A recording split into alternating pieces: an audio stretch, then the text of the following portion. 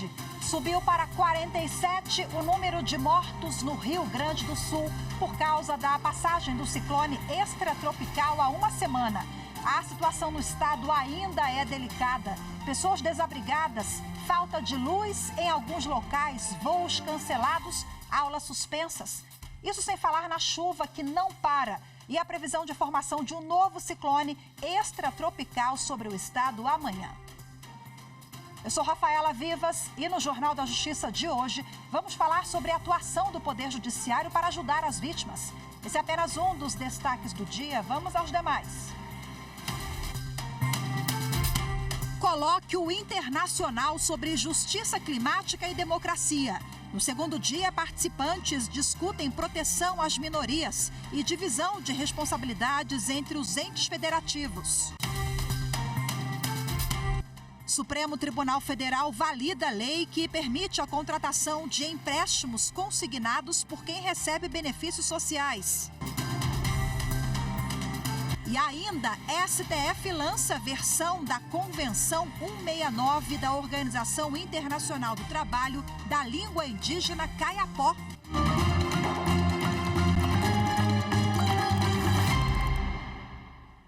Termina hoje o encontro internacional sobre justiça climática e democracia.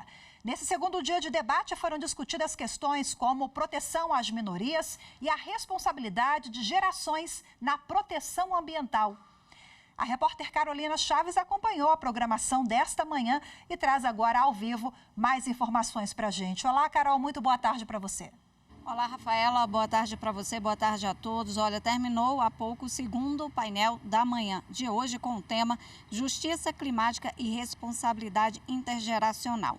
Os ministros Gilmar Mendes e Alexandre de Moraes participaram do debate e eles falaram da importância da interpretação da Constituição para dividir essas responsabilidades entre as gerações. O ministro Gilmar Mendes lembrou que a Constituição determina que é dever do Estado e da sociedade agir com igualdade.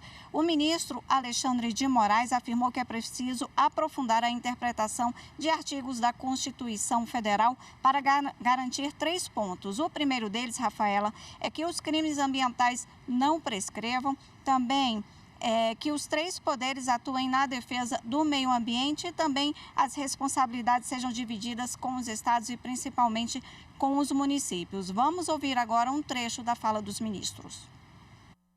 A competência administrativa e legislativa para proteção ao meio ambiente, para a efetividade da justiça climática, não é preponderantemente da União. As grandes agressões ao meio ambiente, elas são feitas por meio do exercício de competências municipais. Loteamentos irregulares, quem disciplina isso é o município. Emissão de gases no transporte público. Não basta conciliar crescimento econômico e proteção. É necessário um novo modelo de desenvolvimento que seja assertivo a ponto de garantir grau adequado de proteção ambiental e distributivo, com vistas a impedir que populações vulneráveis paguem o preço de nossa inércia.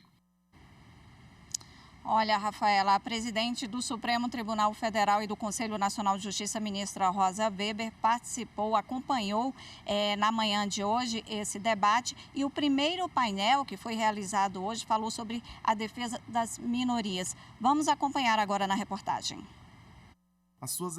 No segundo dia de evento, ministros do Supremo e de outros tribunais superiores debateram a justiça climática com especialistas, integrantes do Ministério Público.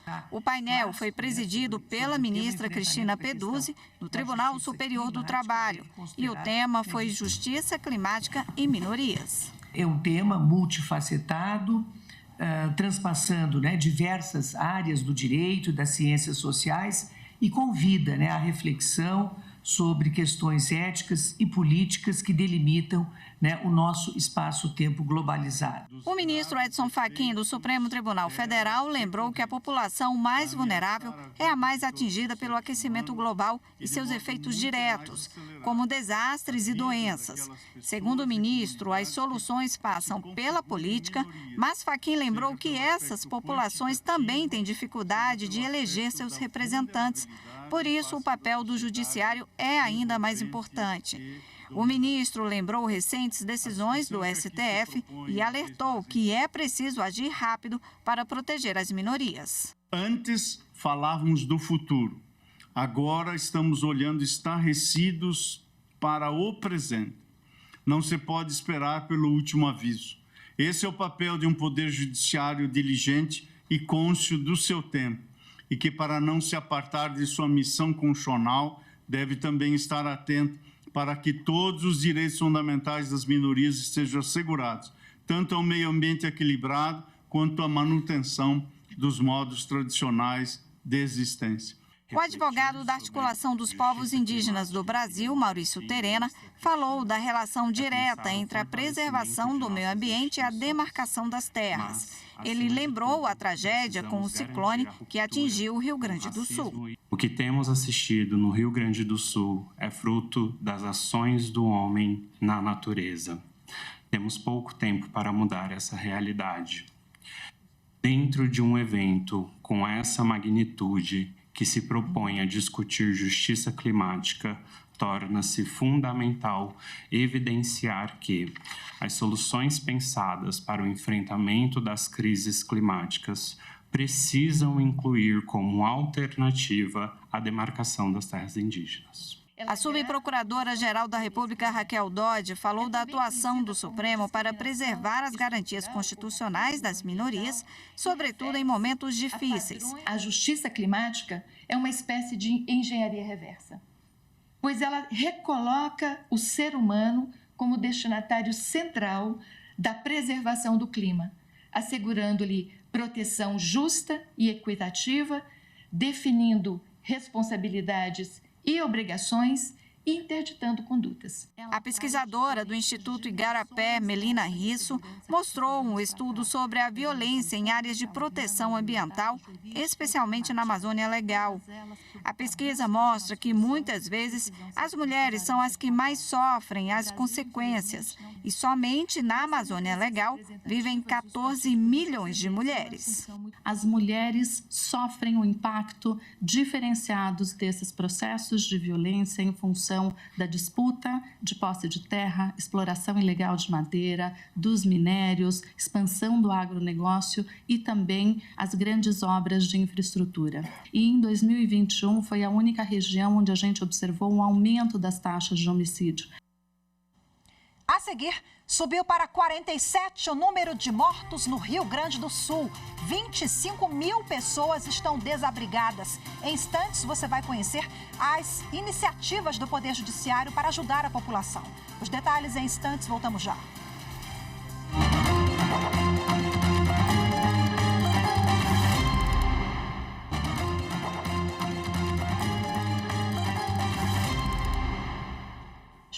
Subiu para 47 o número de mortos após passagem de um ciclone pelo Rio Grande do Sul.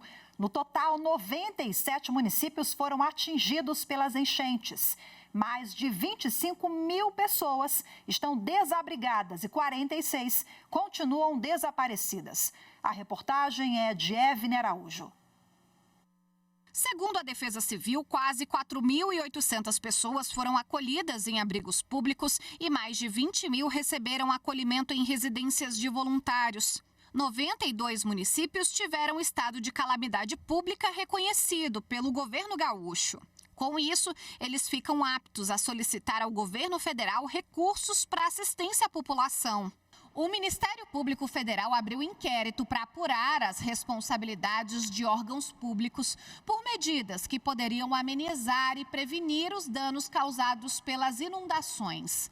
O MPF pediu informações para a Defesa Civil e para a Companhia Energética de Rio das Antas sobre o monitoramento do aumento do nível das águas em decorrência das chuvas. O objetivo é entender se a tragédia poderia ter sido evitada. A procuradora da República, Flávia Rigo Nóbrega, atua na unidade do Ministério Público Federal de Caxias do Sul e assina a portaria de instauração do inquérito. O Ministério Público Federal instaurou um inquérito civil público a fim de apurar, o ocorrido, sobretudo para que a gente busque a cronologia dos acontecimentos e veja que medidas poderiam ter sido adotadas para que o número de pessoas vitimadas tivesse ao menos sido menor, A gente entende que o número de vítimas fatais, de pessoas desaparecidas, é muito elevado. E a gente tem que questionar em que momento os planos de contingência não funcionaram ou não funcionaram a contento. De acordo com a procuradora Flávia Rigo Nóbrega, a medida também prevê ações preventivas. E uma questão que chama muito a atenção nesse caso é que a gente já vem há algum tempo com relatos, informes da comunidade científica com relação a eventos climáticos extremos. E são regiões que normalmente são castigadas já por inundações, mas que se sabe, que com a intensificação desse fenômeno El Niño vão ser ainda mais castigadas nos próximos anos. E é preciso que se adote medidas que sejam consistentes, que sejam estruturais, para que essas ocorrências não se repitam, pelo menos que em se repetindo não tenhamos um número de mortos e de desaparecidos tão elevado. O Tribunal de Justiça do Rio Grande do Sul anunciou o repasse imediato de R$5 milhões para auxiliar as vítimas. Os recursos fazem parte das iniciativas do projeto Judiciário Solidário do TJ Gaúcho. Outras medidas para arrecadação de fundos, alimentos e itens de higiene também estão sendo adotadas pelo tribunal, inclusive com a participação de outras instituições. E agora, para falar sobre as ações da Justiça Estadual, eu converso de forma remota com o vice-presidente do Tribunal de Justiça do Rio Grande do Sul, desembargador Antônio Vinícius Amaro da Silveira. Desembargador, seja muito bem-vindo. Boa tarde para o senhor. Nós já elencamos agora há pouco na reportagem algumas das ações, citamos o fundo. Eu queria que o senhor detalhasse para a gente o que o Judiciário Gaúcho vem fazendo para apoiar essas famílias nesse momento de calamidade pública, tristeza e muita apreensão, Bem-vindo mais uma vez. Muito obrigado, uma boa tarde a todos. É uma honra poder participar do teu programa, Renata, Rafaela. Realmente o Judiciário está muito apreensivo, aliás, todo o Estado do Rio Grande do Sul muito apreensivo com a situação que envolve as vítimas das enchentes, sobretudo na região do Vale do Taquari. O Judiciário adotou algumas medidas emergenciais, como já foi noticiado, como principalmente o repasse de uma verba de um valor significativo de R$5 milhões, de forma emergencial, para que possa ser levado o socorro imediato a essas pessoas para a aquisição de primeiros itens de utilidade que possam contribuir para amenizar um pouco o sofrimento que essas pessoas vêm encarando. Mas, sobretudo, são medidas de caráter humanitário. Existe um clima de muita solidariedade aqui no Rio Grande do Sul, todos os órgãos e entidades estão unidas, atuando em conjunto.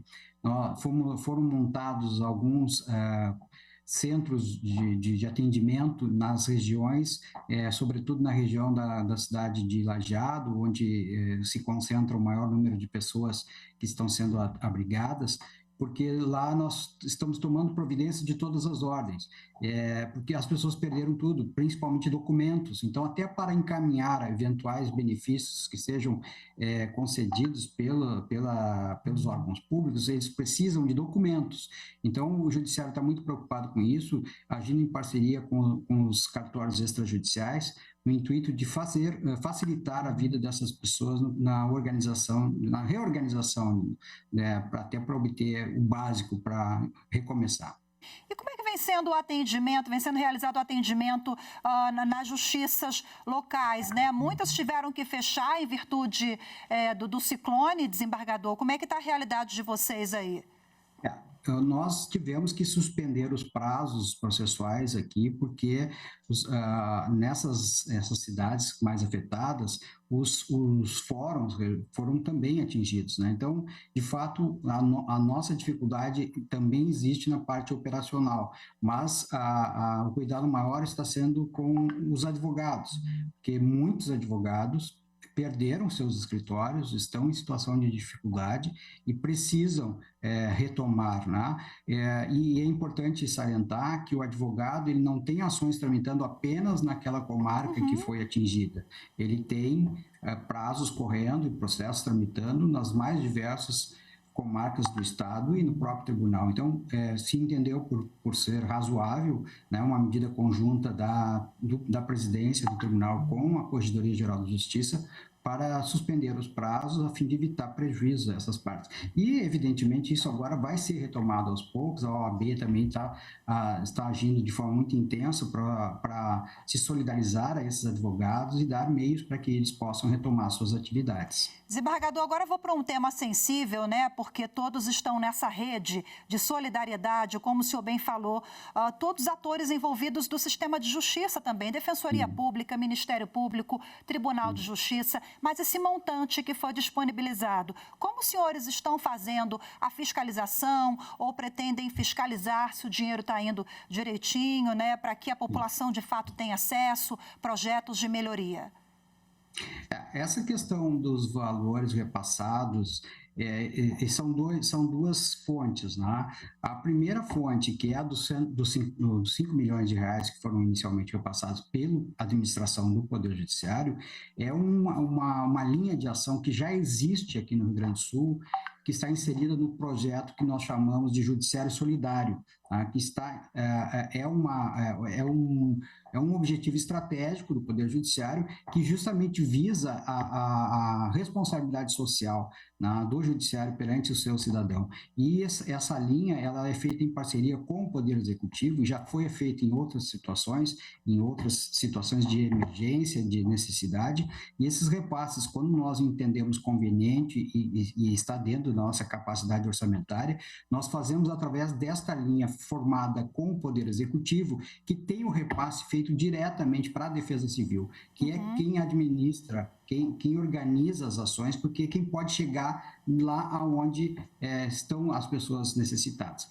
A outra linha de ação é as penas alternativas, né, que foi recentemente editada a recomendação 51, no dia 8 do CNJ, uma medida sensível do nosso Corregedor Nacional, que o ministro Salomão, que entendeu que seria interessante, com a anuência dos demais presidentes de tribunal, uma ação de solidariedade. Então, algumas verbas dessas penas alternativas, inclusive de outras unidades da federação, estão sendo repassadas para a conta da Corregedoria Geral da Justiça do Rio Grande do Sul, para que essas verbas possam também ser encaminhadas para esta mesma finalidade. E esta verba, ela tem aqui um grupo de monitoramento e fiscalização, que a gente chama de EMF, que já é responsável pela fiscalização de todas as verbas de penas alternativas aqui no Estado. E este grupo ele é coordenado pela Corregedoria Geral da Justiça. Perfeito. Muito obrigada, viu, pelos esclarecimentos.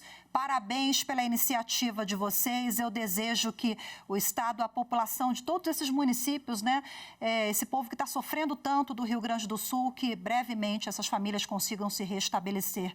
Desembargador, muito grata, viu? Conversei aqui ao vivo com o vice-presidente do Tribunal de Justiça do Rio Grande do Sul, desembargador Antônio Vinícius Amaro da Silveira. Bom trabalho para os senhores aí. Uma boa tarde, desembargador. Muito obrigado. Muito obrigado. Uma boa tarde para vocês também. Ficamos aqui à disposição. A seguir, Supremo Tribunal Federal valida a lei que permite a contratação de empréstimos consignados por quem recebe benefícios sociais. As informações, os detalhes em instantes. Voltamos já.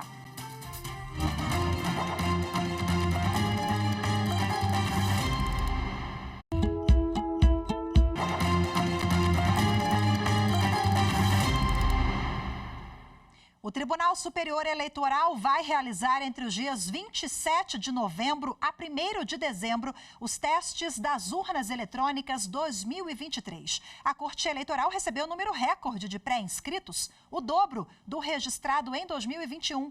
As informações com o repórter Fábio Ruas.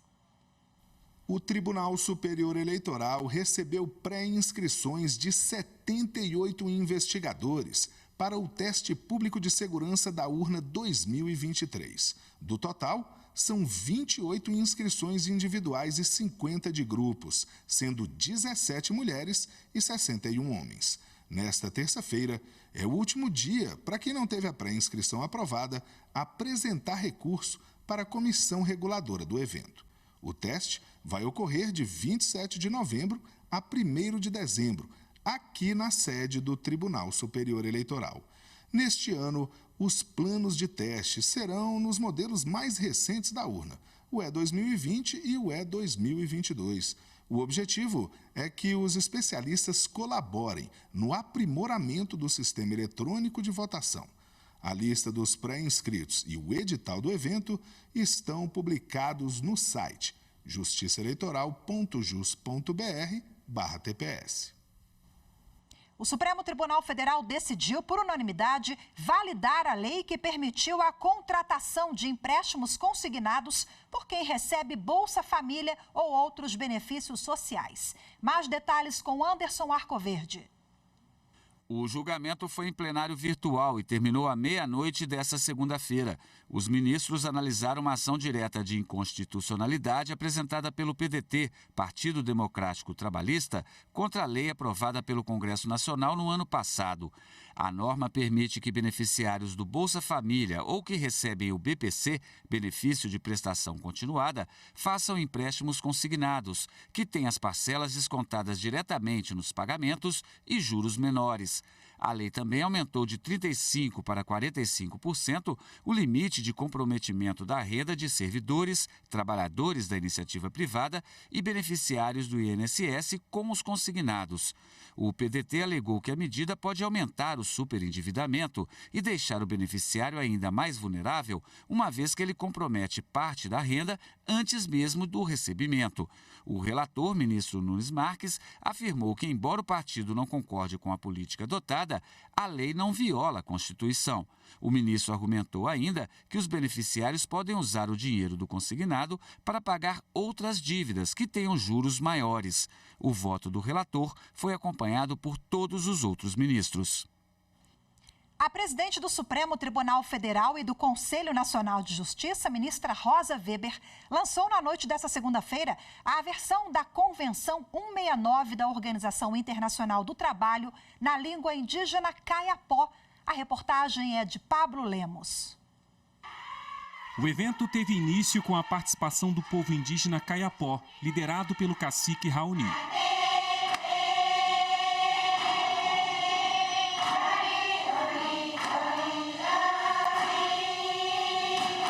A presidente do Supremo Tribunal Federal, ministra Rosa Weber, agradeceu a presença do grupo e reforçou a importância da garantia de direitos aos povos indígenas. Nossa língua se diz que a natureza nos une e forma uma família na grande sociedade universal.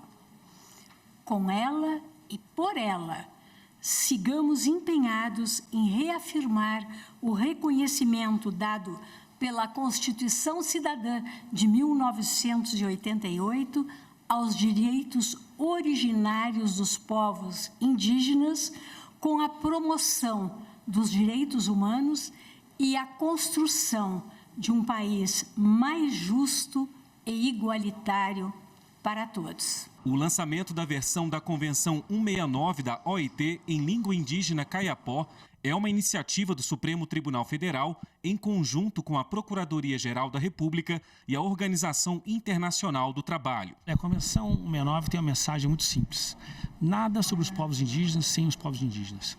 E para que isso se efetive, é importante que ela esteja traduzida nas línguas dos povos indígenas. Então esse é o primeiro passo que estamos dando, né? A tradução para a linguagem, para o idioma Kayapó, e esperamos que nos próximos meses também possamos dar acesso a esse importante tratado internacional em outros idiomas. A tradução da Convenção 169 para uma língua indígena é uma forma eficaz de garantir a todas as pessoas o direito à informação.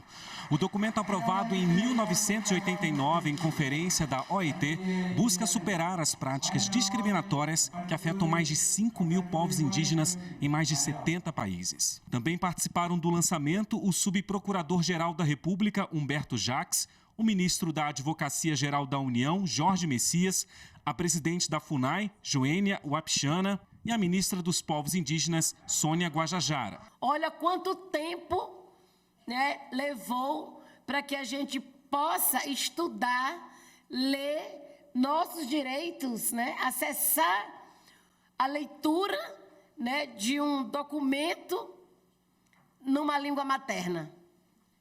5 séculos se passaram e olha que no Brasil nós temos 274 línguas faladas. Como que, né, não foi percebido antes a importância dessa tradução para que nós, povos indígenas, né, pudéssemos ter esse acesso. Em julho deste ano, o Supremo já havia lançado a primeira Constituição brasileira traduzida para uma língua indígena, o Nhengatu. A cerimônia foi realizada na Federação das Organizações Indígenas do Rio Negro, em São Gabriel da Cachoeira, no Amazonas. E com essa belíssima iniciativa, nós ficamos por aqui hoje. Muito obrigada pela sua companhia. Uma ótima tarde. Até amanhã. Tchau, tchau.